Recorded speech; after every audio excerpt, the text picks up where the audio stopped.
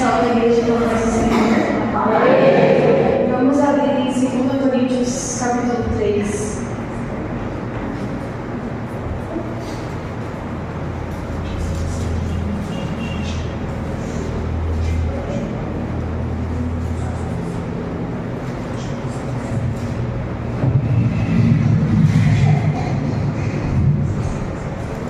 Estou um pouco cansada, então ignorem minha voz um pouco rouca.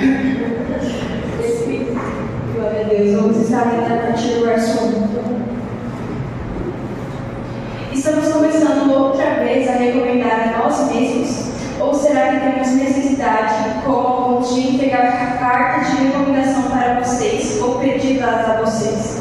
Vocês são a nossa carta escrita em nosso coração, conhecida e lida por todos. Vocês manifestam que são a carta de Cristo, produzida pelo nosso ministério, escrita não com tinta, mas com o Espírito do Deus vivo, não em tábua de pedra, mas em tábua de carne, isto é, nos nossos corações. E é por meio de Cristo que temos tal confiança em Deus. Não que por nós mesmos sejamos capazes de pensar alguma coisa, como se partisse de nós. Pelo contrário, a nossa capacidade vem de Deus, o qual nos capacitou para sermos ministros de uma nova aliança, não da letra, mas do Espírito, porque a letra mata, mas o Espírito vivifica. E se o nosso ministério da morte, gravado com letras em pedras, se revestir de glória, a ponto dos filhos de Israel não poderem fixar os olhos na face de Moisés por causa da glória do seu rosto, ainda que fosse uma glória que estava desaparecendo, como não será de maior glória o ministério do Espírito? Porque se o ministério da condenação teve glória, em muito maior proporção será a glória do ministério da justiça. Pois neste particular, o que era glorioso já não tem mais glória diante da glória atual, que é muito maior. Porque se o que estava desaparecendo teve a sua glória, muito mais glória tem o que é permanente. Tendo, pois, tal esperança, agimos com muita ousadia. E não somos como Moisés, que punha um véu sobre o seu rosto, para que os filhos de Israel não pudessem fixar os olhos a fim daquilo que estava desaparecendo. Mas a mente deles se endureceu, pois até os dias de hoje o mesmo véu permanece sobre a leitura da antiga aliança. Não foi tirado, pois só em Cristo é removido. Mas até hoje, quando Moisés é lido, o véu está posto sobre o coração deles. Quando, porém, alguém se converte ao Senhor, o véu é tirado. Ora, este Senhor é o Espírito, e onde está o Espírito, aí é a liberdade. E todos nós, com o rosto descoberto, contemplando a glória de Deus, somos transformados de glória em glória, na sua própria imagem, como pelo Senhor, que é o Espírito. Amém? Glória a Deus. Quando nós vamos começar a ler esse capítulo, ele fala: vocês não foram chamados para pregar a si mesmo. Pregar significa proclamar. Nós somos chamados para pregar a Cristo, para pregar a grandiosidade de Cristo. Ele fala: vocês não foram chamados para se mostrar ao mundo, mas para mostrar a mim, ao Senhor. E ele diz: o Senhor os capacitou para que vocês pregassem o Evangelho ao mundo. E ele diz: eu não capacitei vocês só apenas com palavras, mas com ações, com todo o coração de vocês. Ele fala porque a letra mata, mas o Espírito vivifica. Está sobre nós o Espírito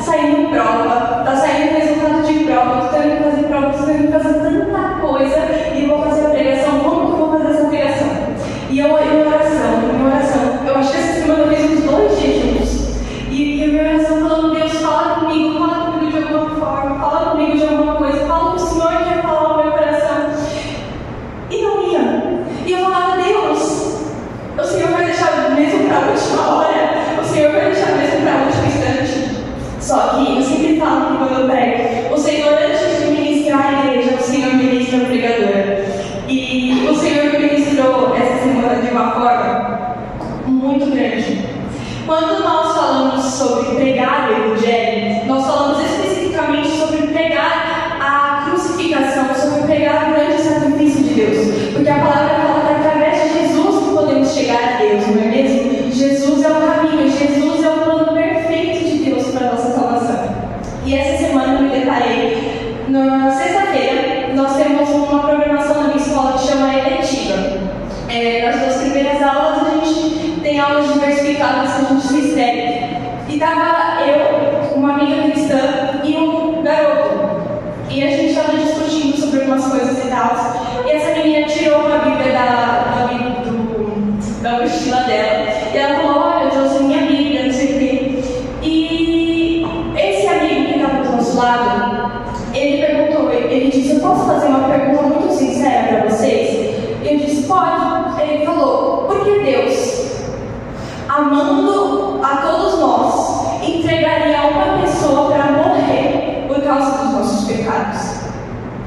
E eu confesso que eu fiquei bem feliz quando ele fez essa pergunta, porque uma das coisas que eu mais gosto de explicar é sobre a crucificação de Jesus. Eu vou falar sobre todos os ministérios que o Senhor já me entregou, todos os ministérios que o Senhor já me mostrou, e eu me animo muito. E eu comecei a explicar para ele. Eu disse: olha, vamos chegar lá desde Gênesis.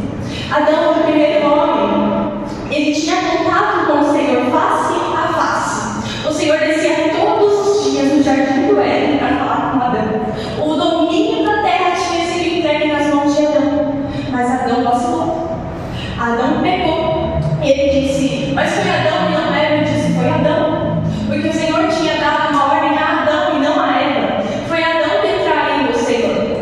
E eu comecei a explicar para ele tudo sobre a genealogia até chegar em Jesus. E eu disse: mas o Senhor precisava enviar um segundo Adão, que era Jesus, que ia verter a natureza humana novamente para que todos nós fôssemos salvos de novo. E eu comecei a dizer que existia um mistério muito grande sobre quando Jesus foi crucificado, que Jesus ele estava ali. Eu comecei a dizer sobre quando Jesus foi enviar uma lança na costela de Jesus, sobre como Jesus morreu.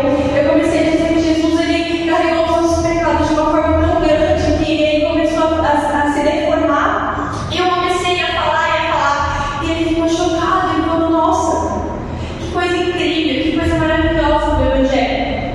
E era uma pessoa que ele tinha contato comigo todos os dias, ele é um amigo muito próximo meu, mas a gente vê a forma que o mundo não entende. Nós que estamos aqui dentro da igreja, nós olhamos para o mundo e nós não conseguimos imaginar como eles estão lá fora, porque nós já estamos salvos, nós já estamos libertos por causa da graça de Jesus. Mas quando nós olhamos para as pessoas que estão lá fora, as pessoas que estão lá fora, elas nem imaginam a grandiosidade que está na glória de Deus. E por muitas vezes, muitos cristãos acabam, como se dizer, sujando a imagem de Cristo Jesus. A Bíblia fala que por muitas atitudes, o nome de Deus é blasfemado por nossa causa.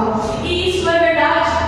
Quando nós assumimos nosso papel como cristão, não é um papel de brincadeira. Nós temos que assumir de verdade, nós temos que bater a perna e dizer: eu sou cristão e vou seguir as atitudes de Jesus, obedecer ao Senhor até o extremo. Essa semana mesmo o Senhor pediu para eu entregasse uma pessoa para Ele, uma pessoa que era muito especial para mim. E eu estava batendo perna durante 3 meses falando: não, Senhor, a gente pode mudar isso. E o Senhor dizendo: entrega. E aí eu lembrei de uma imagem. Eu vi um negócio muito legal esses dias, que era uma imagem que era de Jesus segurando um presente muito grande nas costas dele, e uma menininha chegando com um presente dizendo: olha Deus, o que eu tenho para você. E essa imagem ela faz uma crítica, que quando nós achamos que nós temos algo, que nós conquistamos algo, o Senhor dá algo muito maior para a gente, e a gente acha que com as nossas forças a gente consegue, mas não é pelas nossas forças. A palavra que a gente leu agora é que por meio de nós não conseguimos fazer nada. Nós não conseguimos fazer nada no nosso meio, mas é tudo por meio de Jesus, tudo por causa de Jesus. Enfim, e eu entreguei essa pessoa nas mãos do Senhor. Não,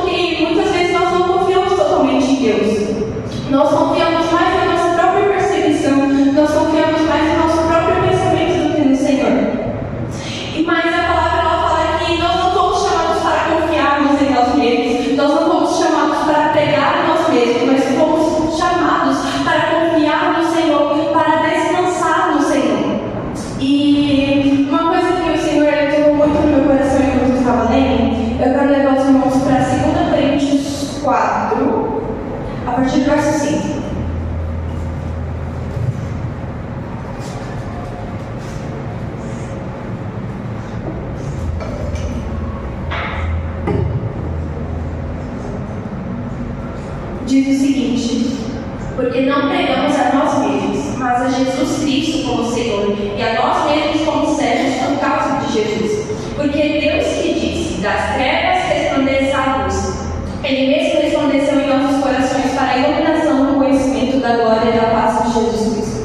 Temos, porém, este tesouro em vasos de barro, para que se veja a excelência do poder provém de Deus. Então, nós vamos parar por aqui, daqui a pouco a gente vai continuar.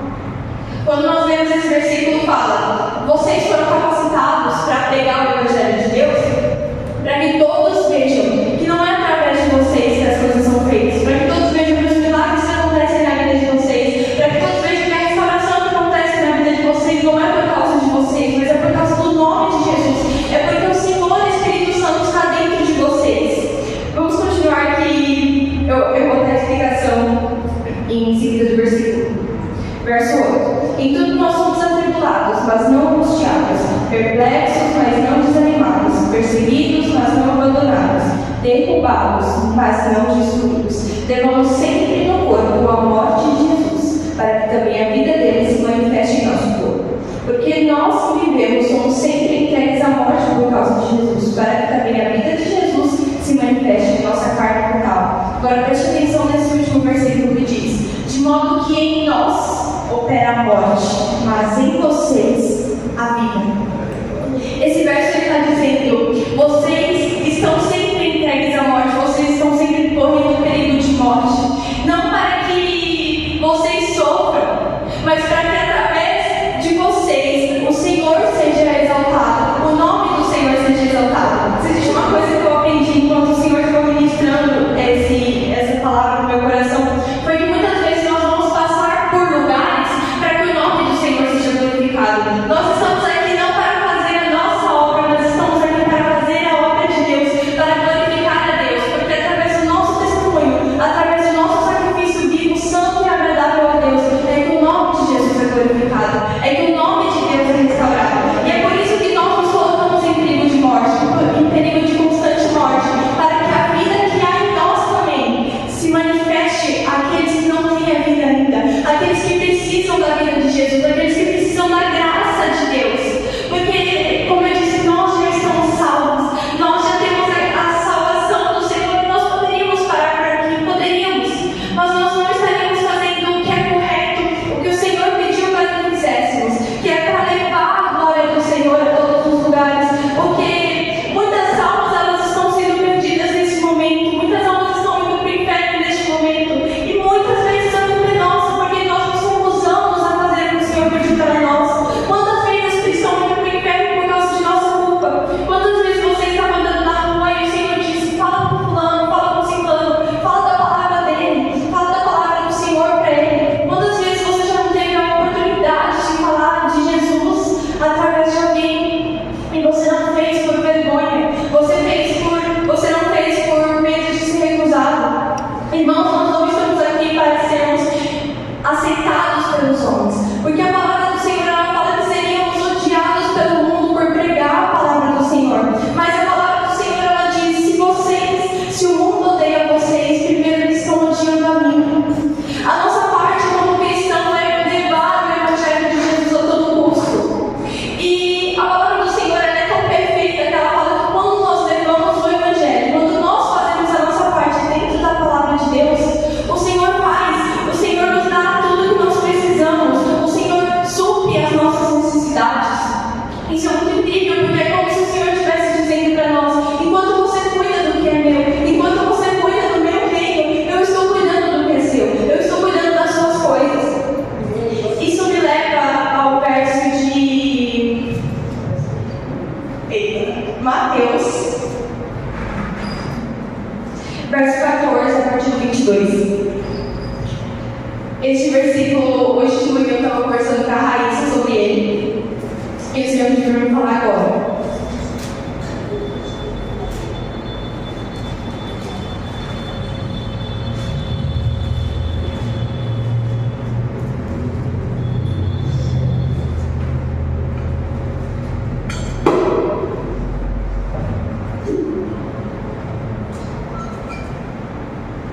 Diz assim: logo a seguir, Jesus fez com que os discípulos entrassem no barco e fossem adiante dele para o outro lado, enquanto ele despedia as multidões. E tendo despedido as multidões, ele subiu ao monte a fim de orar sozinho. Ao cair da tarde, ele estava lá, só. Entretanto, o barco já estava longe, a uma boa distância da terra, açoitado pelas ondas, porque o vento era contrário. De madrugada, Jesus foi até onde eles estavam, andando sobre o mar. Os discípulos, porém, vendo-o andar sobre o mar, ficaram apavorados e disseram: é um fantasma. E tomados de medo, gritaram. Mas Jesus imediatamente lhes disse: coragem, sou eu, não tenham medo. Então Pedro disse: se o Senhor é o Senhor mesmo, mande que eu vá até aí, andando sobre as águas. E Jesus disse: venha. E Pedro, descendo do barco, andou sobre as águas e foi até Jesus. E, parando, porém, na força do vento, teve medo e começou a afundar e gritou: salve-me, Senhor. E prontamente Jesus, estendendo a mão, o segurou e disse: homem de pequena fé, por que duvidou? Subindo ambos para o barco, o vento cessou. E os que estavam no barco adoraram, dizendo: verdadeiramente o Senhor é o Filho de Deus. Quando nós lemos esse versículo, nós vemos que Pedro ele disse: Deus, me leva a um lugar mais fundo, eu quero andar sobre as águas com o Senhor. Ele disse: eu quero ser usado. Pedro foi usado quando ele pediu para caminhar sobre as águas com o Senhor. E o Senhor ele disse: venha. Porque quando nós tomamos uma atitude de ousadia, o Senhor não desperdiça. O Senhor fala: vem, vem meu filho, eu estou aqui com você. Só que o erro de Pedro foi que ele não olhou fixamente para Jesus. Ele não caminhou sobre a palavra do Senhor.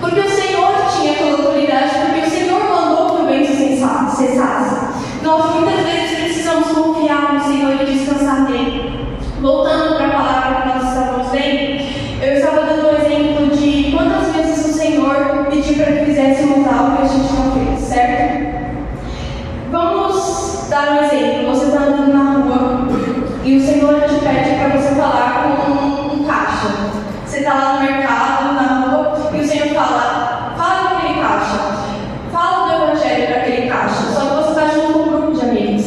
E você tem medo que aquele grupo de amigos te julgue porque eles não são cristãos. Você tem medo que aquela caixa te rejeite. Você tem medo que aquilo seja da sua cabeça e você acaba não confiando no Senhor por causa daquilo. Talvez aquele seja o último dia daquela caixa. Talvez você podia ter falado do evangelho para ela, ter salvado uma alma, mas você não fez isso por medo, por causa das circunstâncias que estavam por vir. Só que se existe uma coisa que o Senhor nos ensina, é que tudo que o Senhor manda que a gente faça é verdade. O Senhor é verdadeiro, o Senhor é fiel, o Senhor é imutável. Se o Senhor mandou que fizéssemos algo, Ele não vai nos decepcionar, porque Deus é um Deus fiel, Deus é um Deus justo. Existe por aí nesse mundo, está sendo muito pregado que Jesus é só um Deus de amor e não um Deus de justiça. O Senhor, Ele é um Deus de amor, mas Ele também é um Deus de justiça. E a justiça dele consistiu na crucificação do Senhor. A crucificação, ela foi o amor e a justiça de Deus sendo pregada a todo mundo. A palavra do Senhor, ela fala que antigamente nós éramos aflitos, afligidos, nós éramos como ovelhas desgarradas, nós estávamos longe do Senhor por causa do pecado. Só que quando o Senhor envia o seu único filho para morrer por nós, por causa dos nossos pecados, Ele não faz isso somente por amor, mas para que também por amor, mas para que também não precisássemos sacrificar mais cordeiros, para que agora tivéssemos livre acesso a Deus, para que não nenhum esforço a mais precisássemos fazer. Jesus, ele trilhou todo o caminho para que pudéssemos seguir. E Jesus, ele é o caminho para Deus, mas nós somos o Senhor aqui na terra, nós somos uma parte do Senhor aqui na terra. O Senhor está sobre nós, então nós temos que pregar o evangelho a todos. A palavra fala, vocês... Calma, eu perdi a palavra. Glória a Deus. Ela fala, a letra mata, mas o Espírito vivifica. Porque quando nós vamos ler a palavra do Senhor, nós lemos a palavra para aqueles que estão de fora, são apenas letras. Mas para nós que temos o Espírito Santo junto conosco, há uma revelação a mais, há algo a mais. O Senhor nos mostra, o Senhor vai nos mostrando coisas a mais. O pastor, o apóstolo, ele prega muito aqui na igreja. Quando vocês forem ler a Bíblia, peça para que o Senhor mostre as pérolas do Senhor aqui dentro da palavra, porque o Senhor se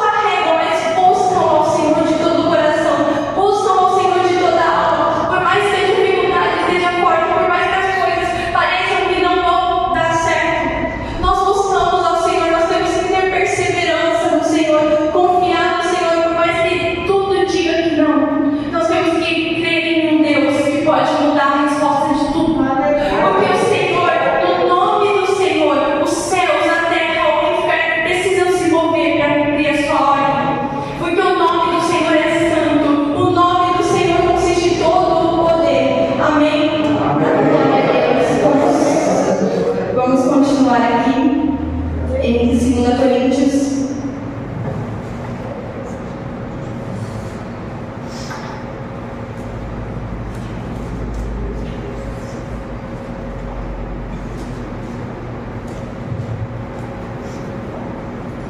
Vamos ler agora o capítulo 3, a partir do verso 12, que diz o seguinte: tendo, pois, tal esperança, agimos com muita ousadia, e não somos como Moisés, que punha um véu sobre o rosto, para que os filhos de Israel não pudessem fixar os olhos no fim daquilo que estava desaparecendo, mas a mente deles se endureceu, pois até o dia de hoje o mesmo véu permanece sobre a leitura da antiga aliança. Não foi tirado, pois só em Cristo é removido. Mas, até hoje, quando Moisés é lido, o véu está posto sobre o coração deles. Quando, porém, alguém se converte ao Senhor, o véu é tirado. Ora, este Senhor é o Espírito. E onde está o Espírito do Senhor? Aí é liberdade. E todos nós, como os rostos descobertos, contemplando a glória de Deus, somos transformados de glória em glória à sua própria imagem, como pelo Senhor, que é o Espírito. Amém. Glória a Deus. Este versículo ele vai contar sobre a história de Moisés, né? Eu vou dar uma resumida rápida. Moisés, eu vou trazer uma curiosidade que meu pai um dia me ensinou, e eu acho essa curiosidade muito legal. Moisés era um nazireu. O nazireu era um homem que ele tinha uma genética diferenciada, que era dada por Deus. Ele suportava a glória de Deus mais do que os homens normais poderiam suportar. E o nazireu era trazido de 400 em 400 anos para trazer a glória de Deus para a terra. E Moisés era um nazireu. Guarde essa informação, porque nós, como seres humanos, nós não podemos suportar a glória de Deus. A Bíblia fala em Apocalipse que quando João ele viu a glória de Deus, ele viu o trono de Deus, ele caiu como morto diante do altar do Senhor, diante do trono de Deus, porque a glória de Deus era muito magnífica para nós aguentarmos. E a palavra fala que Moisés, quando ele estava no Egito, ele subia ao monte do Senhor e falava face a face com Deus. E quando ele falava face a face com Deus, ele passou, se não me engano, 40 dias no monte, e as pessoas achavam que Moisés tinha morrido. E eles achavam que Moisés tinha morrido e começaram a fazer vários bezerros de ouro para adorar, para glorificar, sendo que Moisés tinha dado uma ordem para ele: não adoreis outro Deus além de Deus, porque só Deus é o Deus verdadeiro. E quando Moisés desce no monte, a Bíblia fala que a glória do Senhor estava apegada a Moisés. Só que o povo não podia fixar os olhos na glória que estava sobre Moisés, porque era uma glória muito grande. E a Bíblia fala que ele teve que colocar um véu sobre o rosto dele. Só que aqui nessa palavra descreve que como as pessoas elas não podem chegar a Deus por causa do pecado delas, que muitas vezes existe um véu em separação, porque os deuses desse mundo haviam cegado aquelas pessoas para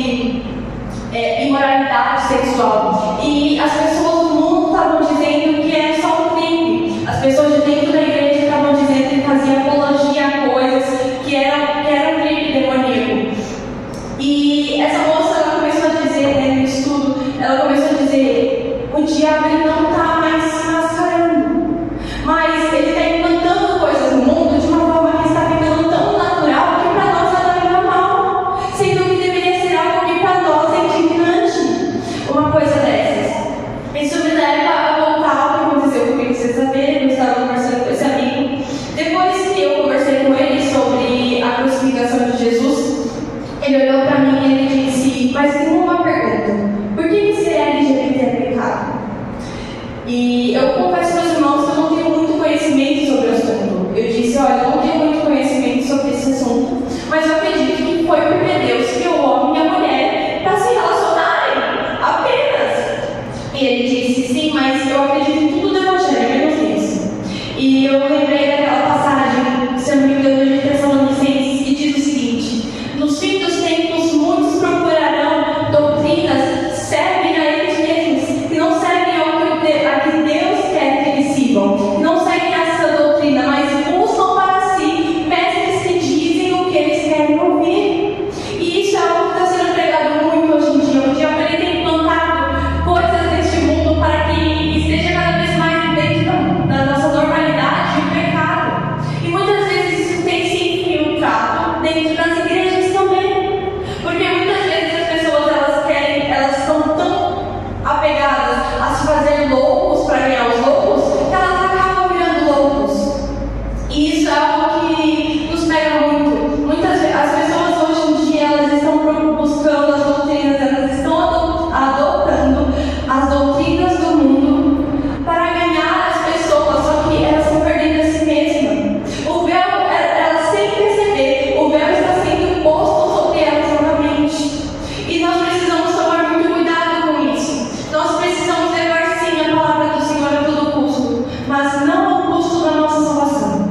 Nós precisamos tomar muito cuidado com a nossa salvação. Nós precisamos tomar cuidado com os nossos, eu esqueci a palavra, com os nossos princípios, com tudo que o Senhor ele ditou para nós. Porque muitas vezes nós nos perdemos em meio a isso. Muitas vezes nós ficamos focados tanto em uma coisa que nós acabamos nos perdendo do que realmente é para ser. Esses dias eu falei uma frase para os meus pais que eles não entenderam, porque eu falei muito fora de contexto, que é: as pessoas de hoje em dia elas querem morrer no campo sem antes ter morrido no quarto.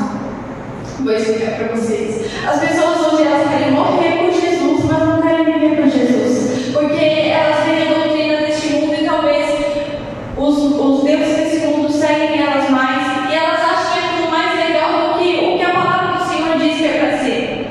E por isso elas falam: não, eu sou cristão, eu estou disposto a morrer para Deus, mas elas não estão dispostas mais a abandonar os seus próprios pecados. Elas não estão dispostas a deitar no seu quarto, a ajoelhar no seu quarto e dizer: Senhor, me perdoa. Muitas vezes as pessoas deste mundo elas só veem o glamour da vida do cristão. Elas veem as pessoas aqui em cima pregando, as pessoas louvando, as pessoas ministrando, as pessoas orando, mas dentro do quarto dessas pessoas existe uma luta muito grande. Todos os dias essas pessoas estão lutando contra o pecado, todos os dias elas estão em constante oração, em constante jejum. Irmãos, a vida de quem está ministrando, a vida de quem é cristão não é fácil. Meu Deus, perdão. Na quinta-feira, eu não lembro que quinta-feira foi, o meu pai ele estava pregando sobre a influência dos séculos, né? Sobre a influência dentro do mundo cristão hoje em dia. E uma coisa que ele falou que era muito certa é que... Ai, gente, esqueci. Glória a Deus. Amém, aleluia.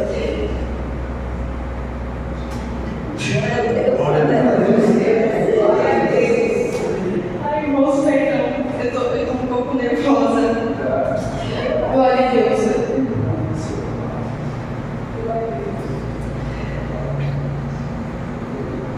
Amém, irmãos. Eu realmente me perdi agora. Perdão. Glória a Deus. Mas nós precisamos tomar cuidado com as influências dos séculos de hoje. Porque muitas vezes nós somos influenciados a algo que nós não deveríamos ser influenciados por isso. Eu estava falando a frase do campo, né? Enfim, muitas vezes nós queremos...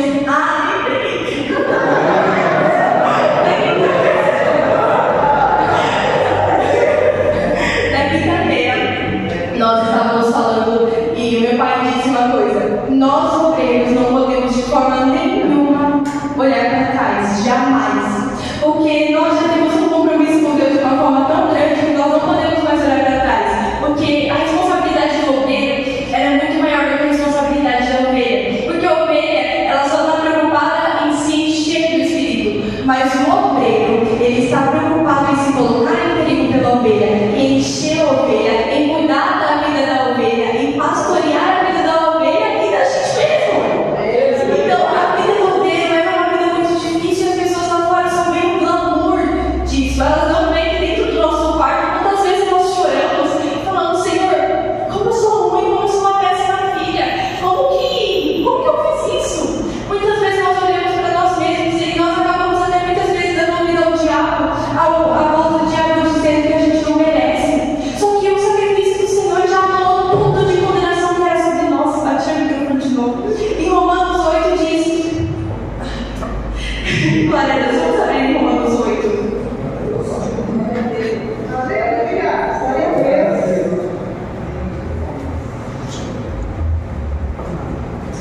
8:1 diz assim: agora, pois, já não existe nenhuma condenação para os que estão em Cristo Jesus, porque a lei do Espírito da vida em Cristo Jesus livrou você da lei do pecado e da morte. Ou seja, já não existe mais nenhuma condenação para nós. Quando o diabo vem te acusar, eu vou ensinar uma coisa que eu aprendi que eu acho muito legal. Quando o diabo vem te acusar, você vai fazer duas coisas. A primeira coisa que você vai dizer: eu sou filha, eu sou remida do Senhor. O Senhor, Ele já pagou por mim o preço. E hoje já não existe mais nenhuma condenação. A segunda coisa que você vai fazer é lembrar Ele do futuro dele. Você vai falar: olha, você está me acusando aí, mas o seu futuro é na lava. Deus vai botar você debaixo do meu pé para mentir e esmagar e você vai para a lava. Lembra Ele do futuro dele, gente. Lembra Ele, coloca o diabo no lugar dele, porque o diabo não pode receber glória nenhuma, não. Amém? E não possamos lembrar que nós somos remidos pelo Senhor. Uma das coisas mais importantes de tudo isso é lembrar diariamente da salvação do Senhor. O apóstolo